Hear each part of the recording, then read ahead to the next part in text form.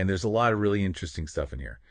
Everything from a mind tech accelerator to robotics to AI and hybrid work. So quite a bit to get to. Yeah, that sounds really fascinating. I'm excited to hear more about this. Yeah, well, let's jump right in. Okay. So the first thing that really caught my eye was the Timbuktu Mind Tech Accelerator Program. Okay. They had over 350 applications from over 30 countries for this program, which is a huge response. Yeah. So I'm curious what your thoughts are on that. What does this tell us about the state of mining tech in Africa? Yeah, I think it really speaks volumes about the fact that people are looking for new solutions and innovation in the mining industry. I think especially across the continent, we're seeing a lot of emphasis on sustainability, and I think that's really reflected in this accelerator program as well. Yeah. You know, a lot of the startups are really focused on things like reducing water usage, minimizing environmental impact, boosting safety. Yeah. And so it just kind of shows that Africa is really embracing innovation, not just for profit, but for a better future. Yeah, it's interesting that you bring that up because the newsletter actually goes on to mention a few examples of the types of ideas that people are coming up with. And they mention things like using drones to explore mines and also platforms that can be used to visualize data. That's really interesting. Yeah, it sounds like the mining industry is really undergoing a digital revolution in a lot of ways. Yeah, absolutely. I mean, technology is impacting every industry, and mining is no exception. Right. And it's also creating all these new opportunities for skilled professionals who are able to work with this technology. Yeah, exactly. Which is a great segue into the next thing I wanted to talk about, which is the robotics classes that are happening at the Hive co-working space. Awesome. So picture this, you walk into this co-working space and there's this room full of kids and they're all building robots using Arduino. That is so cool. I love that. It is so cool. Yeah. It's really inspiring to see the next generation Yeah. getting so hands-on with technology. Yeah. What kind of an impact do you think this has on these kids beyond just learning how to code? Well, I think that's a really good point because it is about more than just, learning how to code a robot.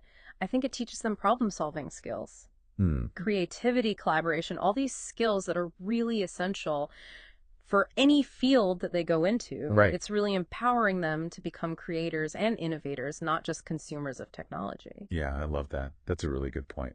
It seems like BongoHive is really focused on building this strong foundation for Zambia's future workforce by doing things like this. Absolutely. But what about the challenges facing professionals today? I mean, Zambia is a rapidly growing country. Lusaka is a rapidly growing city. And the newsletter mentions how the urban environment Right. And actually make it difficult Yes. to maintain work-life balance. Absolutely. So how is BongoHive addressing those challenges? Well, they're doing a few different things, but one of the main things that they're promoting is using AI-powered solutions and hybrid work models. Oh, interesting. Can you give me an example of how AI is being used to make work more efficient in Lusaka? Yeah, so you could imagine like an AI personalizing work schedules based on things like traffic patterns, your own preferences when you work best. And it's all about, trying to help people work smarter, not harder. Right. And achieve a better balance between their professional and personal lives. That makes a lot of sense. I mean, using technology to address a very real problem that people are facing. So it's not just about, building cool new gadgets. It's about actually making people's lives better. Exactly. Which I think is really important. And it seems like BongoHive's doing a really good job of staying connected with the community through all these different platforms. They've even got a TikTok and a WhatsApp channel now. Wow, that's amazing. It's pretty cool. Yeah. So it seems like they're really committed to reaching people where they are and making innovation accessible. Absolutely. I think that's really key, because in today's world, things are changing so quickly and there's so much information out there. It's important to be where people already are and share that message and make it easy for them to connect. Yeah, and it's not just about the digital space either. Right. They're also offering a lot of real-world opportunities for learning and development. For example, the Intent Internship Program connects skilled interns with organizations that are working in some pretty interesting areas like clean tech and education and the circular economy. I think that's great because it's a win-win situation. Yeah. Interns are getting valuable experience in these really impactful fields. And then the organizations are benefiting from the fresh perspectives and the talent that these interns bring. Yeah, I think that's a really important point. It's not just about helping one group or the other. It's about creating this ecosystem where everyone can benefit. Absolutely. And And speaking of development, they also have Lenny's public speaking class. Oh, that's cool. Which I think is awesome because in a world where communication is everything, yes, being able to speak confidently and effectively is a huge asset. Absolutely. And I think that's something that a lot of people struggle with. So to have a class like that available is fantastic. It is. So it really sounds like they're taking a very holistic approach to supporting both individuals and organizations. Yes. And I think that's really key to creating this sustainable ecosystem for innovation. Yeah, it's all connected. It is all connected. Yeah. And speaking of growth, the newsletter highlights 2 podcasts that I thought were really interesting, Beyond the Pivot and Do It. Oh, I've heard of those. Have you? Okay. Okay. So I'm curious to get your take on these. Yeah. So on the Beyond the Pivot podcast, Petra Rees talks about the evolution of startup funding in Africa. Okay. And she mentions how large corporations are actually playing a bigger role now, Interesting. offering alternatives to traditional venture capital. Mm-hmm. What are your thoughts on that? Yeah, I think that's a really interesting development because traditionally, startups in Africa have really had to rely heavily on venture capital, and that can be quite limited and often comes with a lot of strings attached. Right. And so to see these large corporations stepping in and offering different funding models and even mentorship programs and strategic partnerships, I think. Yeah. That's really fantastic and could be a game changer. Yeah, it sounds like it's not just about the money, it's about providing that support system. Yeah. And kind of nurturing these businesses to grow. Exactly. And it seems like it's a win-win for both sides. It is. Because the corporations get access to new ideas and innovation. And the startups get that support that they need to really thrive. Exactly. It's a really positive trend, I think. Yeah, definitely. Now, the other podcast that caught my eye was Do It. Okay. And this one features Riza Ismail, who's a creative director. And she actually transitioned from wanting to be a veterinarian to working in advertising. Wow, what a change. I know, a pretty big leap, right? Yeah. So it's a really interesting example of how careers aren't always linear. Yeah. And I think a lot of people can probably relate to that. I think so too. Did she share any insights into what it's like to work in the advertising world? She did. She talked about how it's a very fast-paced environment. You have to really understand your audience. And, the digital landscape constantly evolving. You have to stay ahead of the trends. Right. It's really interesting to hear her perspective. Especially coming from a completely different field. Exactly. It really shows you how those transferable skills are so important. Problem-solving, communication, creativity, all of that. But before we wrap up this first part of our deep dive, I want to mention one more thing. Okay. That kind of gave me pause.